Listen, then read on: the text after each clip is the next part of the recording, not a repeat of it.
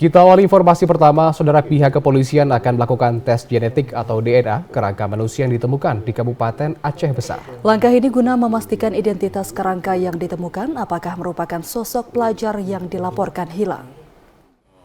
Wacana tes genetik atau DNA dilakukan guna memastikan identitas kerangka yang ditemukan di Kampung Lam Tanduk, Kecamatan Darul Kamal, Aceh Besar, yakni merupakan sosok M. Hafiz Al-Farisi, pelajar yang dilaporkan hilang 4 Agustus 2024 yang lalu. Hingga kini kepolisian masih menunggu persetujuan keluarga untuk melakukan tes DNA terhadap kerangka yang ditemukan. Kapolresta Banda Aceh Kombes Fahmi Irwan Ramli melalui Kapolsek Darul Kamal mengatakan meski telah mengarah ke sosok pelajar tersebut, namun tes DNA diharapkan dapat menjawab keraguan keluarga akan identitas kerangka. 3 hari pasca penemuan, polisi telah mengirim kerangka yang ditemukan ke Rumah Sakit Dr. Zainal Abidin Banda Aceh untuk kepentingan autopsi. Dari pemeriksaan awal, tidak ada tanda-tanda kekerasan atau tindak pidana yang diduga menjadi penyebab kematian.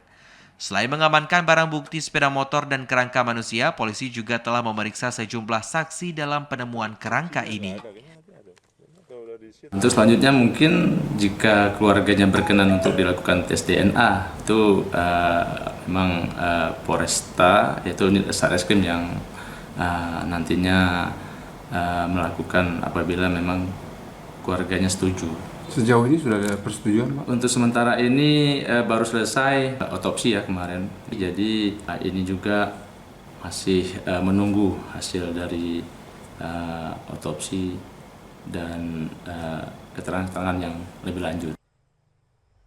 Penemuan kerangka manusia menghebohkan warga Kampung Lam Tanduk, Kecamatan Darul Kamal, Aceh Besar pada 29 September yang lalu.